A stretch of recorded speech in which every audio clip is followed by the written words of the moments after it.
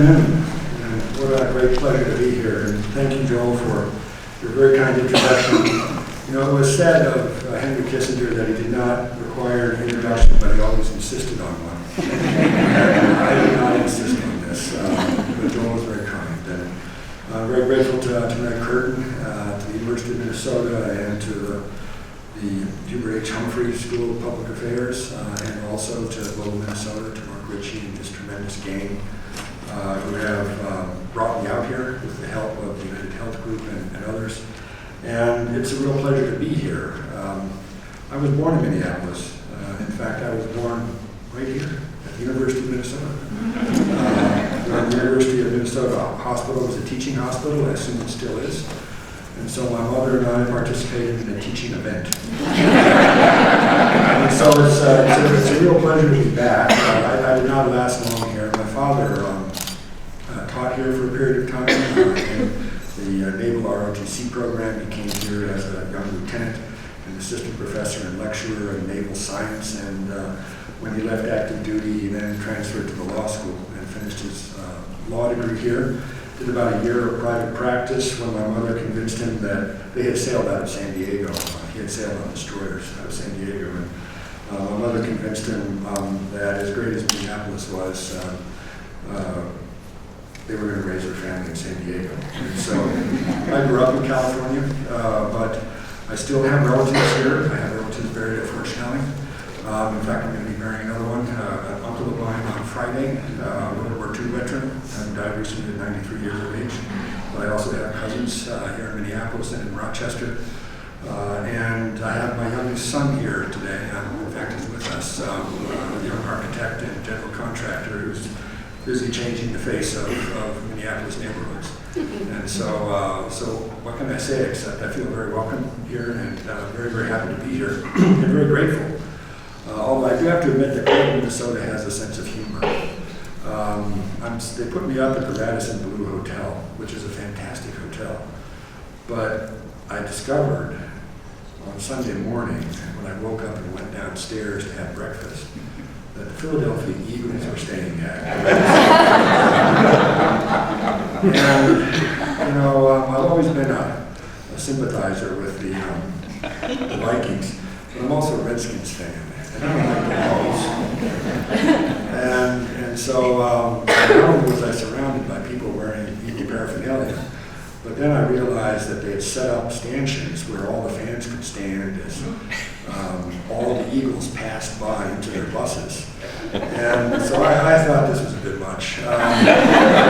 But luckily, once the Eagles were gone, I noticed that all kinds of people wearing Vikings paraphernalia came into the hotel.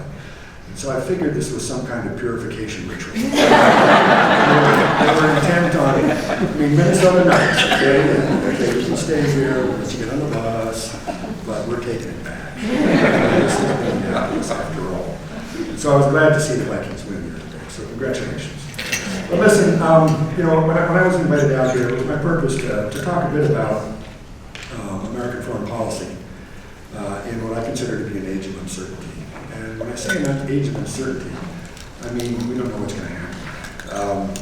This is different from an age of risk, or an age of challenge, or an age of opportunity, because we really are in a moment of great flux and transformation around the globe. And this creates an environment in which people really aren't sure how markets are going to develop, how commerce will develop, how political and diplomatic relations are going to develop, and if the most powerful nation in the world, the nation that has really helped shape and build the global order that we exist within today, begins to have doubts about its own purpose and begins to question what it has accomplished and why it has accomplished it, and begins to have a larger debate about our purpose in the world, that reverberates in a really dramatic and impressive way around the globe and causes people to question their own purpose, and also causes others to realize that there's an opportunity present that they might be able to take advantage of.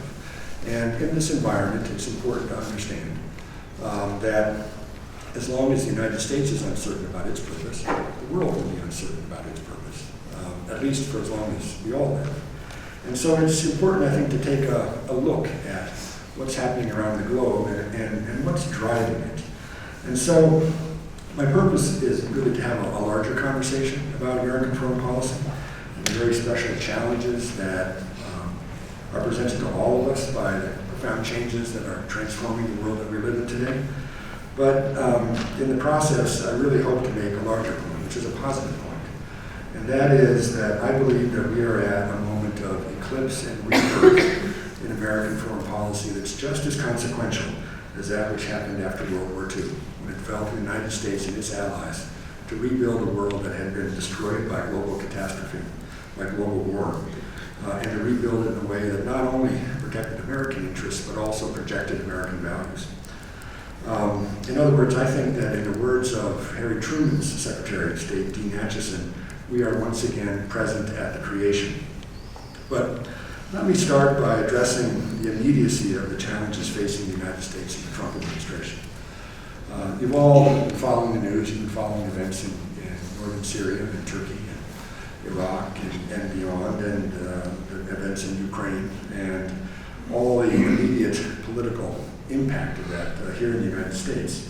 But if you had to kind of lay out maybe the 10 biggest challenges facing the United States and the Trump administration at this point in time, I would argue that they would roughly fall into the kind of following 10 or maybe even 11 categories. The first, from my point of view, would be the Democratic People's Republic of Korea, otherwise known as North Korea, and the nuclear challenge that the DPRK presents to the United States and to the well-being of allies on the Korean Peninsula, in the Republic of Korea, but also in Japan and beyond.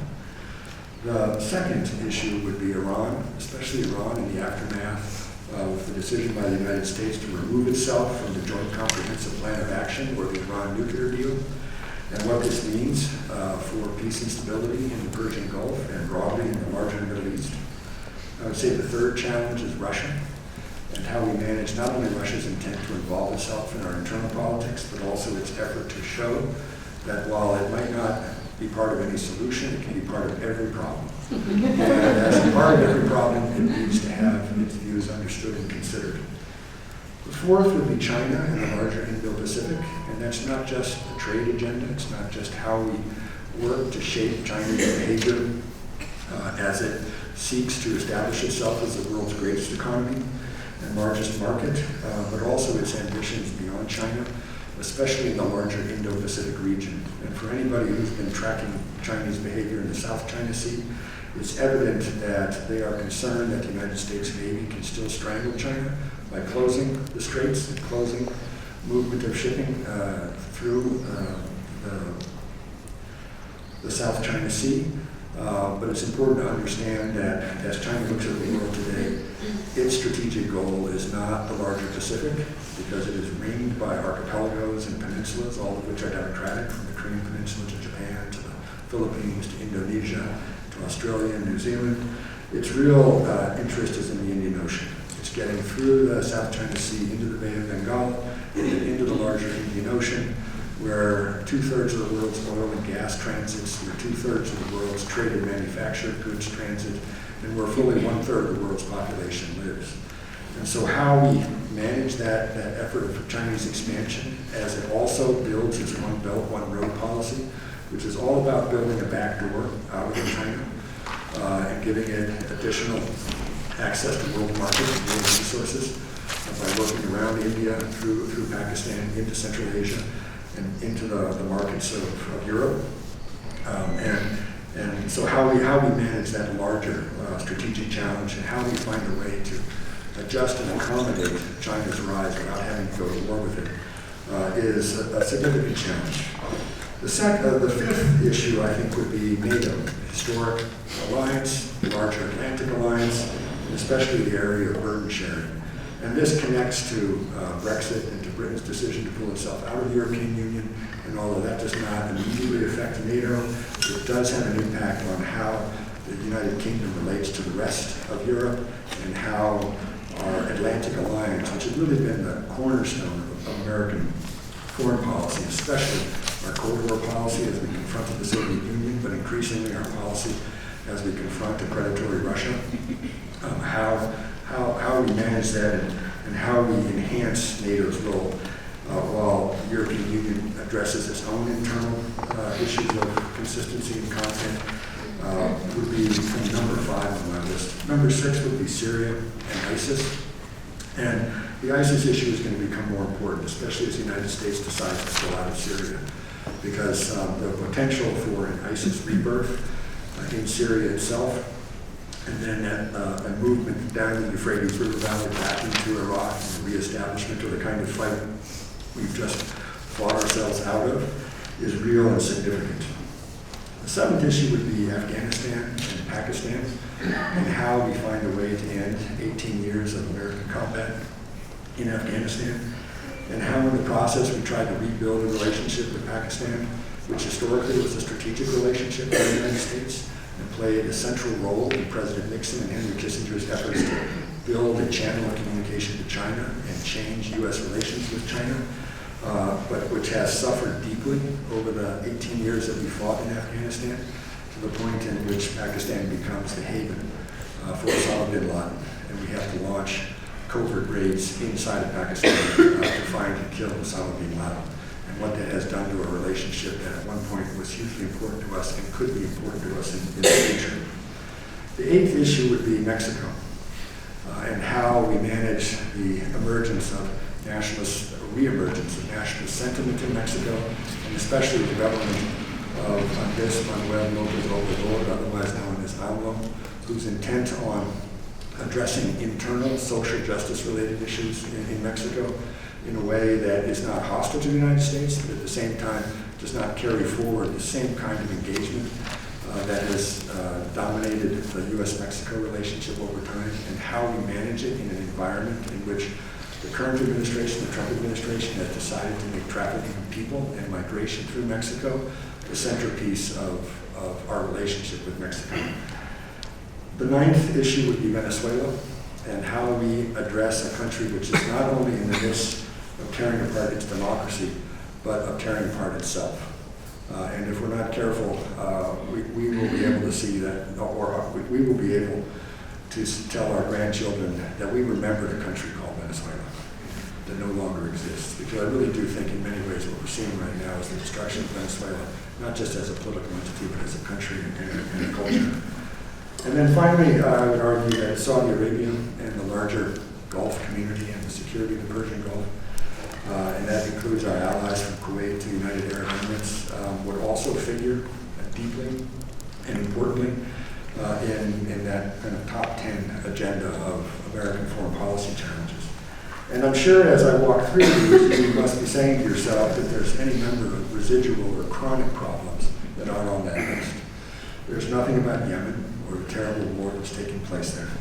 There's nothing about South Sudan and a never-ending civil war that has cost over 1 million lives. There's nothing about Central America, or especially the Northern Triangle countries of Guatemala, El Salvador, and Honduras, and the migration that is moving out of those countries through Mexico to the United States. There's nothing about the Democratic Republic of the Congo, which is probably the longest running and the most gruesome warfare that this world has seen in a long time. And there's nothing about Burma or the Rohingya, the Muslim minority ethnic groups of Burma who have been forced into Bangladesh in what is really the first 21st century effort at ethnic cleansing or genocide. So there's a lot that I missed in that kind of top 10 list. And you know, the dramatic and the consequential nature of these challenges, I think, would cause even the most valiant heart to flutter. And it's really a good reason not to get out of bed in the morning. I mean, if you're Donald Trump, or if you're Mike Pompeo, or if you're Gina Haspel at CIA, or if you're Mike Esper at the Department of Defense, why would you get out of bed in the morning if this is the kind of agenda you're going to face? But my own view is that these are all important issues, and I'm happy to talk about any of them when we get to question and comment things. But I really wanted to take a look beyond these very topical and specific issues and talk a little bit about the kinds of deeper changes that are reshaping the world in which we live. And I have some help in this. Our intelligence community, through the National Intelligence Council, has an entity called the Strategic Futures Group. And it is a group that looks at what's happening in the world, tries to identify the drivers of change, and then the trends that those drivers of change produce, and then try to use that to allow a certain degree of foresight as we look into the future and try to understand how we manage our foreign policy and what we can expect from the world as we get deeper into the 21st century. And every year, but not every year, every administration, the Strategic Futures Group of the National Intelligence Council produces a report called Global Trends. These are unclassified reports. They're available on the internet. All you have to do is Google Global Trends and they'll pop up. And there are two Global Trends reports that are worthy of note. The first was done at the beginning of the Obama administration. It's called Global Trends, Alternative Worlds. And the second was done at the beginning of the Trump administration. It's called Global Trends, the Paradox of Progress. And taken together, these two reports, I think, really provide a remarkable insight into the kind of world we're living in and the kind of world that we'll be facing as we look deeper into this century. And without kind of simplifying too much, the Global Trends reports really identify four major drivers of change in the world. The first of these is what they call the rise of the individual, the empowerment of the individual, and the rise of a global middle class. And this is a profound social event. It has to do with the enormous movement of wealth and riches from west to east. Historically, middle classes have been the product of economic growth in North America and Northern Europe, with one or two exceptions. But today, the middle class is a global phenomenon. You find the middle class not only in Japan and China. There are more middle class members of China than there are people in the United States today, over 300 million. There's a middle class in India, in Pakistan, in Nigeria, in South Africa, in Iran, in Turkey, and beyond. And middle classes fundamentally change how domestic politics take place, because middle classes share commonalities across boundaries and across frontiers. They want to focus on good healthcare, good education, good security, and good job opportunities. They want to be able to anticipate what the future looks like for their children and grandchildren, and they don't want that future to be their past. They want it to be something new and different. And this puts enormous strain on governments that are used to managing problems as opposed to advancing societies. And you would think that this would be a huge advantage for the United States because we're a middle-class country. We understand the nature of a consumer economy. We understand what middle-class communities want and what they need, and we know how to respond to them. And this is, in fact, true. We have been able to take advantage of this and look for ways to connect our societies, connect our civil societies, our businesses, our universities, our laboratories, our faith communities, to find ways to enhance communication and look for better ways to promote collaboration across national boundaries.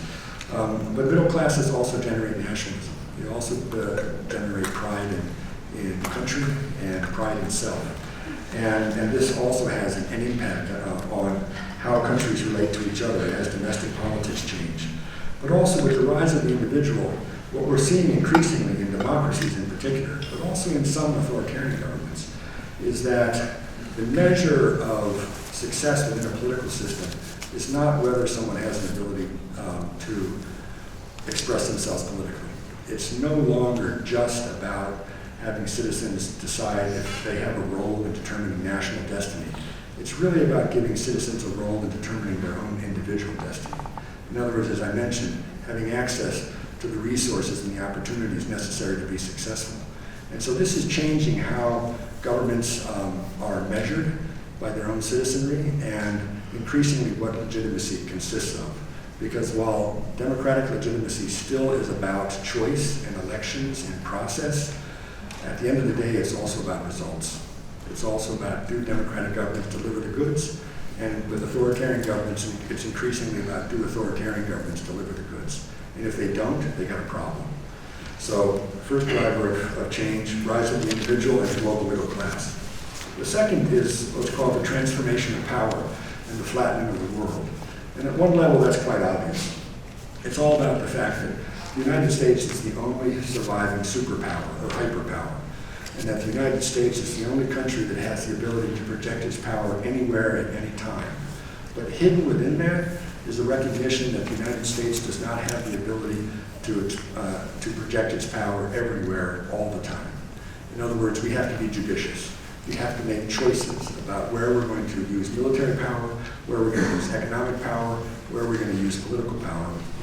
And we have to be careful about ensuring that we're successful, because power is a unique commodity. It's like a gas. If you can encapsulate it, it can be very powerful. But if that encapsulation opens up, it disperses and is no longer powerful. And in this regard, what we're finding in the world today is a rise of regional powers, some with global ambitions, but all intent on resolving regional challenges or taking advantage of regional opportunities, and then seeing how much we care about it, and see whether we care to try to stop it ourselves or shape it ourselves, or whether we're going to work with allies and partners to shape it. This is what's happening in the South China Sea, as I already mentioned, as the Chinese try to guarantee an exit point for them out of the Pacific coast of China, and test to what extent we are prepared to protect Taiwan and to protect a U.S. naval presence broadly in that part of the Pacific. It's what we're seeing in Ukraine and Crimea as the Russians address historic grievances that have to do with the undoing of the Soviet Union and their effort to capture parts of Ukraine that they consider to be a cultural heartland of Russia. It has to do with what I mentioned earlier, the decision by Burma to expel the Rohingya from Burma and force them into Bangladesh. It has to do with what Turkey is doing right now in Syria as it enters into Syria to address long-standing issues it's had with Kurds. In other words, all around the world, the United States is being challenged in very significant ways, but in ways that sit just below a level of conflict with the United States, as these countries attempt to measure our interests in either working with them or countering them. And as this has an obvious impact on the international system, because it makes global affairs a more effervescent type of activity. And it means that we are entering into a period of almost guaranteed increased conflict of one sort or another. And the challenge we're going to face as the United States is how we involve ourselves in that conflict, when we step back from it, and when we try to use our allies and partners to address and manage the nature of the conflict. But there's something else that's hidden even deeper in all of this, and that is the changing nature of power. Because what has become apparent to anybody who has watched how we have fought in Afghanistan and Iraq, and has watched how others have fought around the globe, that increasingly material power, the power to deliver high explosives, the power to deliver other forms of violence, the ability to deliver or to use economic power, especially through sanctions, while still very important and very destructive, is increasingly less effective. If you remember the debate about strategic bombing in the 20th century, does it make sense to bomb people into nothingness? We've learned over time, when we dropped more bombs on Vietnam than we dropped on Germany, that maybe it doesn't work all the time. And what we're finding in our sanctions policy today is that even as we sanction countries in a brutal fashion, like Iran and Venezuela right now, with the purpose of completely breaking their economies, that while we can cause great damage to an economy, we don't necessarily convince these countries to do what we want them to do. And so then the question is, well, what is the purpose of our power if all we're doing is exercising it and causing harm, but not achieving the goals, the political goals we're attempting to capture? And as we think about groups like ISIS, that is not an expression of power. ISIS is an expression of something else, of something deep and cultural that has affected how its membership understands the world and how it responds to power in that world. And until we can capture and understand this changing nature of power and realizing that people who do not comply with us are not necessarily going to be brought into line by the kind of violence we can bring to bear, we're going to have trouble managing the world that we live in. The third driver of change is demographics and what demographers call the aging of the world. This might strike you as odd, but I'm 61 years old, and I am now a member of the fastest growing age cohort in the world.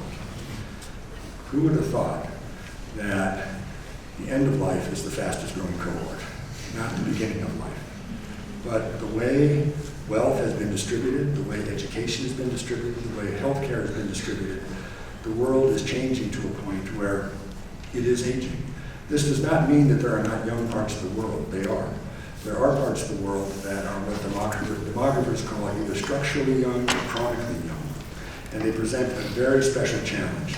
They can be a huge advantage if those countries have economies that are growing, educational and training structures that can provide young women and young men with the capability to get jobs, and then economies that produce the jobs themselves. Then being chronically or structurally young is a competitive advantage. It allows you to drive your economy forward at a much faster rate than you would otherwise be able to drive an economy. However, if countries don't have that, if countries instead are conflictive, if they're riven with disputes, if they have deep ethnic, religious, or social rivalries, and if they have civil unrest or insurgencies or conflicts, or major terrorist groups or transnational crime, a chronically young population becomes a reason not to stop a conflict, because you always have foot soldiers at your behest. You always have somebody else you can put into the fight. And so it makes solving problems harder over time as the global community looks at ways to address not just terrorism, transnational crime, but insurgency, civil war, and other kinds of combat. The final driver of change is the nexus of food, energy, and water. And increasingly, we are going to see that the conflicts in the world are going to take place in hydrological basins. They're going to take place around who controls access to energy, who controls access to water, and how you combine the two to produce food, and who controls that food. And especially as you look at environmental change, otherwise known as climate change, it's not a political statement, but we are increasingly going to see in large parts of the world either desertification, or the creation of deserts, or the expansion of deserts, or the salination of fresh water, especially in areas like the Mekong Delta, which are going to make it increasingly hard for communities to produce the food necessary to feed the peoples around them. And we are also going to see something remarkable in our own hemisphere, where there are the largest sources of fresh water in the world, both in North America and South America, the largest amounts of arable land in the world, and right now the two largest food producers and food exporters of the world, the United States and Brazil, which, working in tandem with Canada, Argentina, Uruguay, and Chile, would quite easily feed the world with the right kind of financial inducements and market access. And we could find ourselves in a world in which increasingly, whether it be in Central Asia or Southeast Asia or parts of Africa and beyond, people begin either cooperating and collaborating or fighting around food, energy, and water, and then looking outwards for support in obtaining especially energy and food. So as we look at these drivers of change, there are about 7 trends that these drivers of change have been producing that are measurable. The first is that the rich are aging and the poor are not. The second is that the global economy is shifting to Asia. It's this larger movement of wealth from west to east. The third is that technology is accelerating, but creating discontinuities and inequality of access. In other words, if we continue along the same pace, especially in the area of artificial intelligence and our computing technologies and information management technologies, we're going to see not just a digital divide, but a vast divide in capacity and access to the technology that we are doing. The fourth is that ideas and identities are creating a new wave of exclusion. And we're seeing this in Europe, we're seeing this here in the United States, but we're also seeing it in other parts of the world, where increasingly there is a reaction to globalization, there is a reaction to standardization or pattern enforcement, and people increasingly are looking for ways to identify themselves in a fashion that is meaningful to them. Sometimes it is through race, sometimes through ethnicity, sometimes through religiosity. And this in and of itself is not necessarily bad, but it creates the basis for conflict if it can be activated politically for that purpose. And we are starting to see this already in different parts of the globe, and we need to understand and expect to see more of it. And the issue is, how do you get in front of that? How do you address it? The fifth trend is that governing is getting harder. And some of this has to do with the empowerment of the individual, and some of it has to do with the transformation of power itself. But increasingly, there are more and more veto players and fewer deal makers. And what this means is that that there are groups, individuals, and groups, entities that can position themselves to make governing harder and can act as, or can issue vetoes for certain kinds of government behavior. And not just domestic government, but also regional efforts at collaboration and efforts at global governance through the United Nations. And as the institutions struggle in this environment, it becomes very hard to get governing done. And the sixth trend is that the nature of conflict is changing. And I kind of hinted at this when I talked about the transformation of power. But increasingly, you don't need a large military. You don't need lots of weapons in order to carry out a conflict. You just need dedicated cadres of people who are prepared to risk life and limb in order to achieve something. And as the nature of conflict changes, we have to think about how we respond to it. We can't respond to it in tried and true fashions out of the 20th century. We have to understand better the social and economic and political nature of the conflict that we're facing. And the final trend is that deferred challenges are converging and now require attention. And what I mean by this is that whether we're talking about the area of the environment, whether we're talking about global health care, whether we're talking about issues of social justice or inequality, we have any number of major issues which have been deferred over time, which governments have decided not to address, but now they're converging. And they're going to meet in the near future around environmental disasters, global pandemics or health disasters, and they're going to meet at a moment in time in which the global institutions and the mechanisms of cooperation and collaboration that we would usually use to address them have become weakened and harder to activate and use in a meaningful way. And as these drivers of change and trends begin to kind of ripple through the world, they're really transforming the world in front of us. And they really are fundamentally changing how people live, how people create and innovate, how people prosper or don't prosper, how people think, how people govern, how people fight.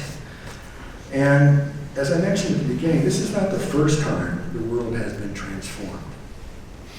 But the transformation we're seeing now will be the fastest, the most far-reaching, and the one that affects the most people. And it will also be a transformation that challenges our understanding of what it means to be human. This is especially true if we've been following biosciences and life sciences, and what we're going to be able to do over the next several decades to the human body and to human genetics.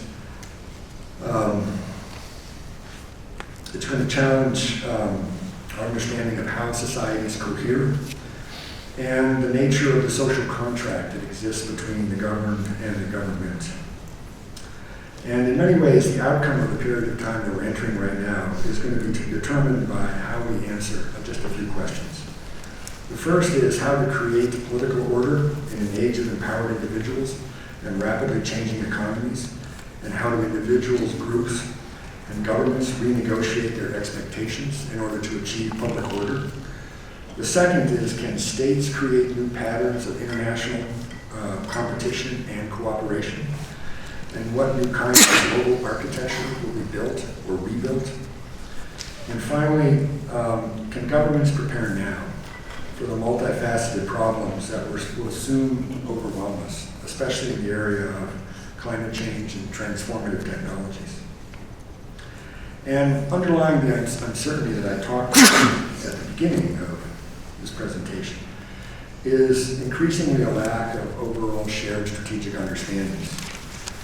In other words, it's become harder, not just to build cooperation and collaboration, but to build a common strategic understanding and approach to problems. And this has led to increasingly problem-centered, ad hoc, and issue-specific cooperation, kind of a coalition of the willing, which makes sense in the moment to try to address a problem, but we're dealing with, because there's no necessarily shared strategic understanding, once you get close to solving the problem, it breaks apart. And we're seeing this in Syria around ISIS right now, where as we pull out, any cohesiveness in an effort to fight ISIS will begin to break down.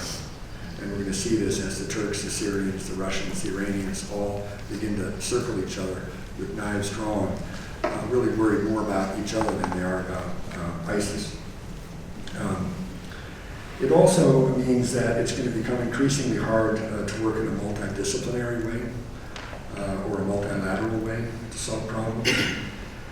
And also, this has created kind of a loss of coherence and direction among international institutions. And anybody who's been tracking the World Trade Organization, the different regional organizations like the Organization of American States or the African Union, or our global institutions like the UN and all of its subsidiary institutions, understands just how very difficult it is to use these groups to address problems that are greater than a single nation state. And so, I guess, just to make you feel good today,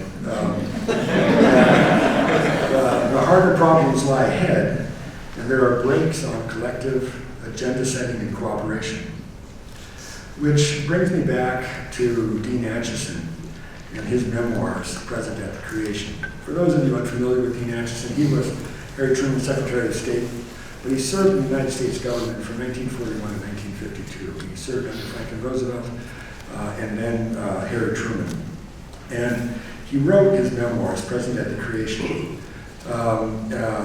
even though he left government at the end of the Truman administration in 1953. The beginning of 1953. He didn't write his memoirs until 1969. And he waited because he always thought that memoirs were an act of self-justification or revenge. That the purpose of writing is either to get back at somebody or to show everybody that you were right all along.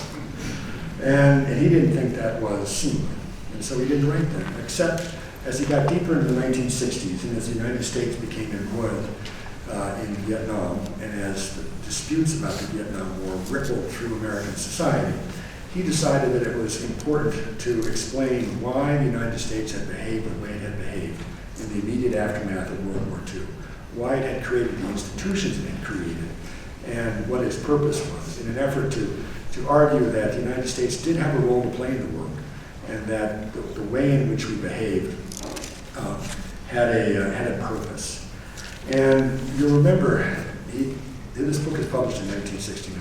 What happens in 1968? Martin Luther King is assassinated. Bobby Kennedy is assassinated. Lyndon Johnson decides not to run for office. The Democratic National Convention is held in Chicago in a brutal public environment with demonstrations and beatings. Hubert Humphrey becomes the Democratic candidate and loses to Richard Nixon. And the United States sees not only riots in major cities, but huge demonstrations in Washington, D.C. Demonstrations that reach a point where machine gun nests are set up outside the Capitol and the White House to protect these institutions from crowds. And so it's a period of great political conflict and controversy, greater than we face today. But at a moment in which Acheson thought was extremely important to make a larger point. And so he publishes his book, Present at the Creation. And he starts his memoirs with an epigraph from King Alfonso X. You, of course, will remember that King Alfonso X was the king of Castile, Leon, and Galicia in about the 13th century. But he had said at one point that had I been present at the creation, I would have given some useful hints for the better ordering of the universe. And it was Acheson's point to deliver a few useful hints. And the theme of beginning plays very large in Acheson's work, but also the uncertainty that it implies. And Acheson wrote that the state of the world in those years In other words, from 1941 to 1952. And almost all that happened during them was wholly novel within the experience of those who had to deal with them. And he described that period as one of great obscurity to those who lived through it. Now think about this for a minute. We like to think we won the Cold War. We like to think that we not only beat totalitarianism in Germany and militarism in Japan, but then we faced off against Russian communism, Soviet communism, and beat it. And so we look back on these years in a triumphal way. We look back on it almost as if it was something that was guaranteed. And yet here in 1969, you have Dean Acheson, who's the architect of much of what actually led to victory in the Cold War and beyond, as saying that the period of time that he lived and worked through was one of great obscurity, and one in which the end or the accomplishment was uncertain. And he quoted the British historian C.B. Wedgwood, who wrote, "History is lived forward, but it is written in retrospect. We know the end before we consider the beginning, and we can never wholly recapture what it is to know the beginning only." As I noted, I believe we are once again at the moment of beginning, of rebirth. But I believe that it is possible to capture and know what it means to look forward. And, Acheson described the efforts of his colleagues, in other words, the ones who rebuilt the world, as defined by determination, boundless energy, and near complete ignorance of the challenges that they faced. Nonetheless, he called the work they had done an imaginative effort unique in history, and even greater than that made in the preceding period of the fighting. In other words, from his point of view, what the United States did after World War II was greater than what it did during World War II. Think about that for a minute. And he said that he and his colleagues, as they worked through these issues, were guided by what he called a corpus diplomaticum, which he described as a repository of precedent and common sense that acted as an aid to judgment. And he wrote, its central aim and purpose was to safeguard the highest interest of our nation, which was to maintain as spacious an environment as possible in which free states might exist and flourish.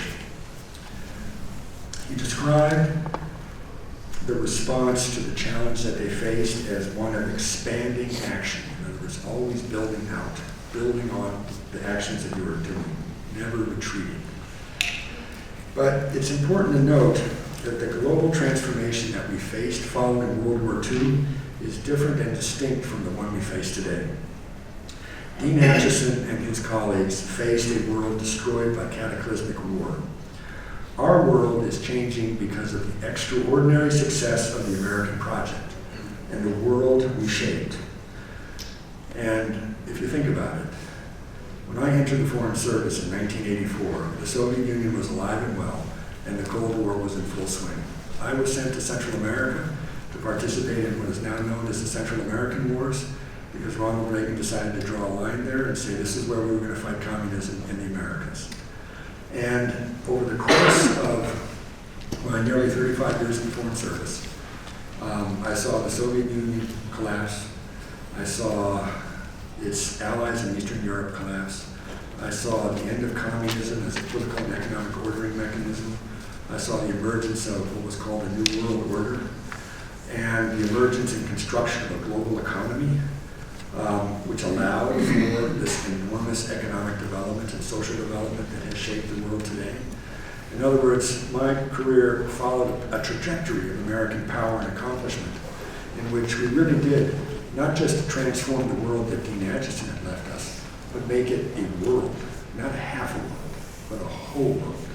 Create a global phenomenon that the world had never really experienced before. And this is a remarkable accomplishment, but it's an accomplishment that really sits with the United States and the American people and our allies and partners.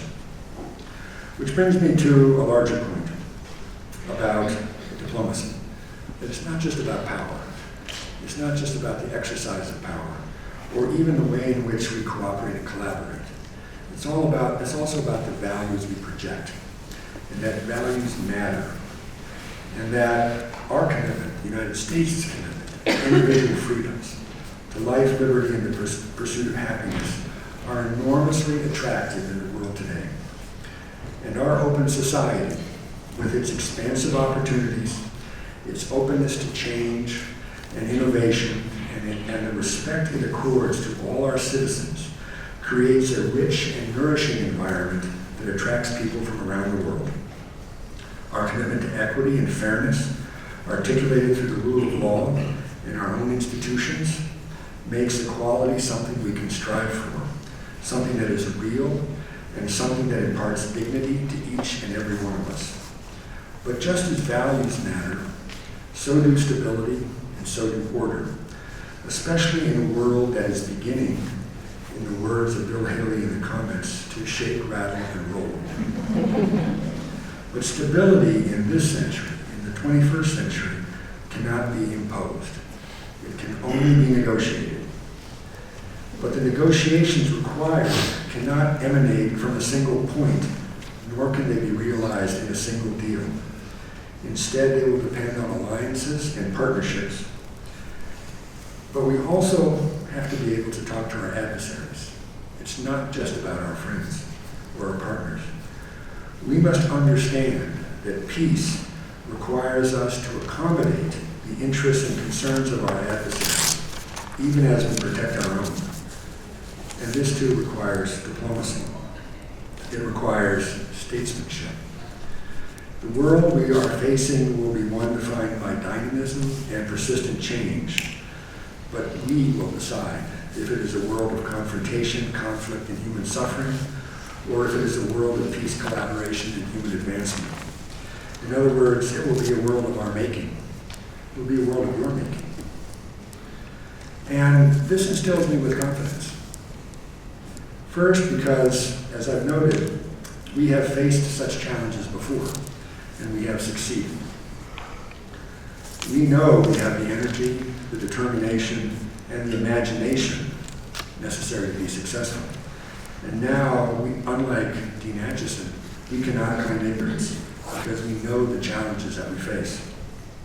Second, this is important, we have never lost a peace. While our historians focus on winning and losing wars, history shows that winning the peace is a more important victory. And we have always found a way in peace to advance our interests, to contain and transform our adversaries, and define political, economic, and social change. In Dean Acheson's words, it is to recognize that our national interest is to maintain as spacious an environment as possible in which free states might exist and flourish. And I would argue that as we head into this era of uncertainty, as the United States addresses its own internal political issues, as we rebuild our political institutions from the ground up, starting with our political parties, and as we have a larger dialogue about what our purpose in the world is, we should keep in mind that this is a world of our making, and we need to keep it that way for our best interests, but also for the best interests of our allies and partners. I thank you very much, and I look forward to your comments and questions. Thank you.